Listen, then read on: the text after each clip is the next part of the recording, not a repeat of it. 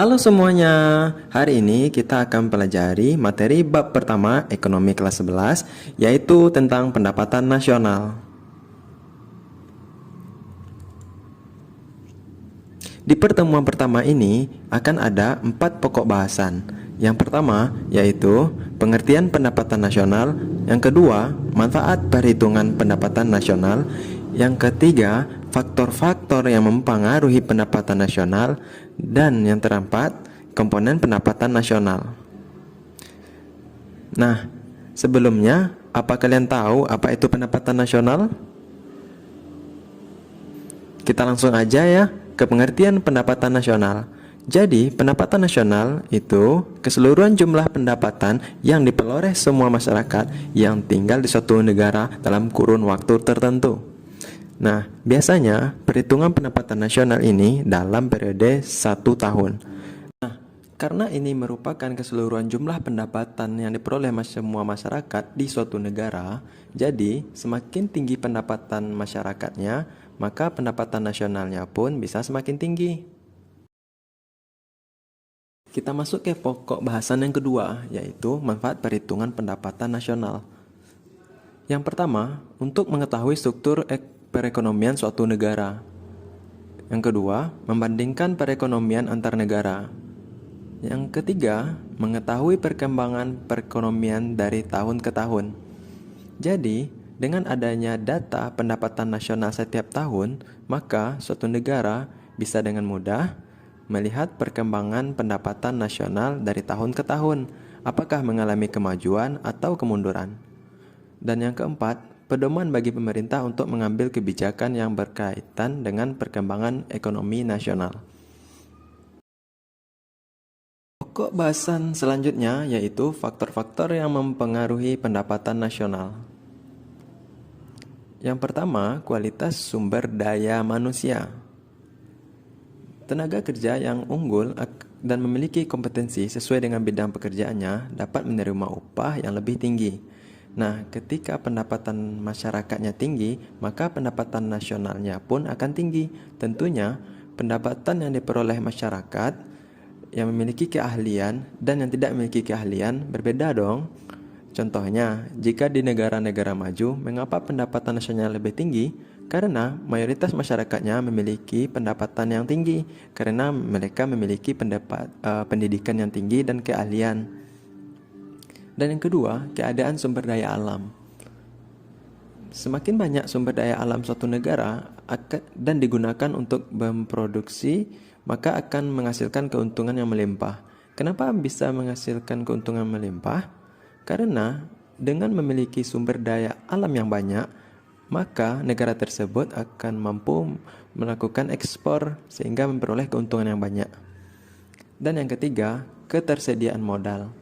Suatu negara yang memiliki modal besar untuk mengolah sumber daya dan melakukan produksi dapat dipastikan pendapatan nasionalnya akan tinggi.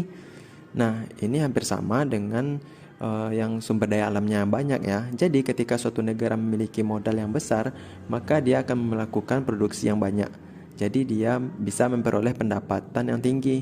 Contohnya ini adalah negara-negara maju.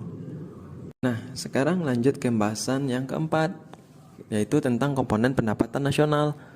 Yang pertama, GDP. Ada yang tahu apa itu GDP? Jadi, GDP itu adalah singkatan dari Gross Domestic Product, atau bahasa Indonesianya adalah Produk Domestik Bruto. Jadi, gross itu adalah bruto, domestik itu adalah domestik, produk adalah produk.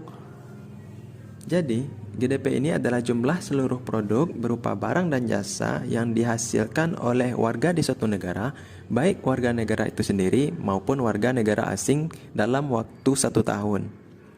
Nah, jadi ingat ya, kalau GDP itu adalah warga di suatu negara, yang artinya warga yang tinggal di suatu negara. Kalau GNP, yaitu Gross National Product, atau bahasa Indonesianya adalah Produk Nasional Bruto. GNP adalah jumlah seluruh produk berupa barang dan jasa yang dihasilkan oleh warga negara dalam satu waktu tahun. Nah, bisa kan bedain antara warga di suatu negara dengan warga negara. Jadi warga di suatu negara itu bisa warga lokal atau warga asing. Sedangkan warga negara adalah seseorang yang memiliki kewarganegaraan. Contohnya kalau misalnya warga di suatu negara, misalnya orang Amerika, orang Belanda, Singapura yang tinggal di Indonesia, itu bisa dihitung pendapatannya ke GDP. Sedangkan kalau misalnya GNP, itu kan warga negara. Jadi orang yang kewarganegaraannya tersebut misalnya mau menghitung pendapatan nasional negara Indonesia. Nah, warga negara Indonesia yang memiliki kewarganegaraan Indonesia, baik itu tinggal di luar negeri seperti Singapura, Belanda, Jerman. Nah, pendapatannya itu dihitung. Tapi kalau warga negara asing yang tinggal di Indonesia, untuk penghitungan GNP itu tidak dihitung. Paham kan sampai di situ? Jadi ini ada rumus untuk perhitungan GNP. Jadi untuk perhitungan GNP, GDP, ya ini ya GDP, dikurang pendapatan neto dari luar negeri. Nah, untuk mengetahui pendapatan faktor neto luar negeri ini, kita harus menghitung pendapatan WNA dalam negeri dikurangi pendapatan WNI di luar negeri. Jadi pendapatan warga negara asing yang tinggal di dalam negeri dan di luar negeri. Yang ketiga yaitu NNP atau Net National Product. Jadi, Net National Product adalah hasil produksi yang dihasilkan oleh suatu negara setelah dikurangi penyusutan modal. Nah, jadi rumus dari NNP ini yaitu GNP dikurangi penyusutan.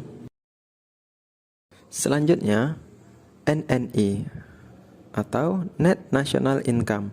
Jadi, Net National Income ini adalah NNP atau Net National Product setelah dikurangi dengan pajak tidak langsung. Nah, ini rumusnya ya. NNI sama dengan NNP dikurang pajak tidak langsung. Dan selanjutnya yaitu PI atau Personal Income. Jadi, personal income ini adalah pendapatan yang secara formal diterima oleh masyarakat. Nah, jadi rumusnya PI sama dengan NNI dikurangi dana sosial ditambah pajak perusahaan ditambah laba ditahan ditambah iuran asuransi, kemudian ditambah transfer payment. Dan yang terakhir adalah DI, disposable income. Adalah pendapatan yang benar-benar diterima oleh masyarakat dan siap untuk dibelanjakan. Rumusnya DI adalah PI dikurangi pajak langsung. Kita langsung masuk ke contoh soal. Perhatikan data berikut dalam triliun rupiah. GDP 1.600, penyusutan 120, pajak langsung 240, pajak tidak langsung 90, pendapatan masyarakat Indonesia luar negeri 80, pendapatan warga negara asing di Indonesia 140. Berdasarkan data tersebut, hitunglah besar net national income atau yang bisa disingkat NNI. Jadi kalian harus tahu rumus NNI. Apa rumus NNI? Nah, ini dia rumusnya. NNI sama dengan NNP dikurang pajak tidak langsung. Nah, sekarang coba kalian cari, ada nggak NNP-nya? Nggak ada kan? Nah, kalau pajak tidak langsung, ada ini ya, pajak tidak langsung 90 triliun. Berarti tugasnya kita harus mencari nilai NNP karena nilai NNP-nya belum diketahui. Apa rumus mencari NNP? Ini dia. NNP sama dengan GNP dikurang penyusutan. Nah, sekarang kita cari. Ada nggak nilai GNP-nya? Nggak ada kan? Kalau penyusutan? Ada nih, 120 triliun. Berarti kita harus cari dulu nilai GNP-nya. Apa rumus mencari GNP? GNP sama dengan GDP dikurangi faktor neto dari luar negeri. Nah, ada nggak nilai GDP-nya? Ada kan, yang ini 1.600 triliun. Kemudian faktor neto dari luar negerinya. Ada nggak di sini faktor neto dari luar negeri? Nggak ada kan? Cara mencari faktor neto dari luar negeri yaitu rumusnya pendapatan warga negara asing Indonesia dikurangi pendapatan masyarakat Indonesia di luar negeri. Nah, kita masuk ke penyelesaiannya. Yang pertama, kita harus mencari GNP dulu. GNP sama dengan GDP dikurangi faktor neto dari luar negeri. GDP-nya ya tadi berapa?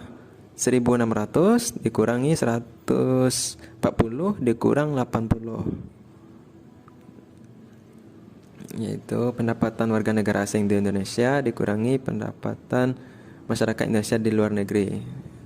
Nah, berarti 1.600 dikurangi 60. Jadi 60 ini adalah hasil dari 140 dikurang 80. Hasilnya yaitu 1.540 triliun. Jadi nilai GNP-nya adalah 1.540 triliun. Setelah diketahui nilai GNP, barulah kita bisa menghitung nilai NNP. NNP sama dengan GNP dikurang penyusutan. Nah, tadi nilai GNP-nya 1.540 dikurangi penyusutan 120. Dan hasilnya yaitu 1.420. Nah, kalau udah ketemu nilai NNP-nya, barulah kita menghitung nilai NNI. NNI sama dengan NNP dikurangi pajak tidak langsung. Nah, nilai NNP-nya 1.420 dikurangi pajak tidak langsungnya berapa tadi? Ya, 90 triliun. Jadi 1.420 dikurangi 90, hasilnya 1.130 triliun. Jadi sampai di sini dulu bahasan materinya. Kita lanjut ke pertemuan berikutnya. Sampai jumpa lagi.